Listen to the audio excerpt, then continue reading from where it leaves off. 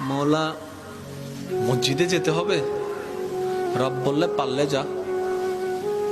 মৌলা এই টাইমে মসজিদে গেলে তো আমারে দৌড়ে ফিটাবে, বুঝেন না কেন? আমি যদি রাতে 3টা বাজে 4টা বাজে 2টা বাজে মসজিদে যাই, আমরা চোর বলে ফিটাবে।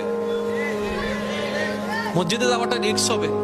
রব্বে করিম বলে মসজিদে না পারবি না, আল্লাহ পারবো না, তাহলে যা ঘরে যা, যাই নামাজ বিছা।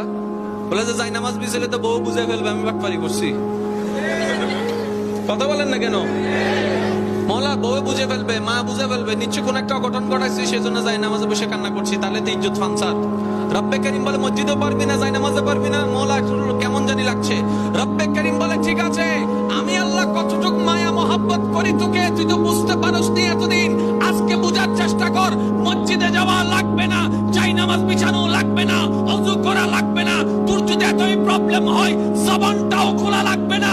মন থেকে তুই একবার আমাকে ডাক দে, একবার ডাক দে, একবার বল রহমান মাফ করে দাও, রহিম মাফ করে দাও। তোর মনের অবস্থা আমি রব্বে করিম শুনে, ইন্নাল্লাহ ইয়াগফিরুজ যুনুবা জামিয়া, তোর সারা জীবনের গুনাহকে মাফ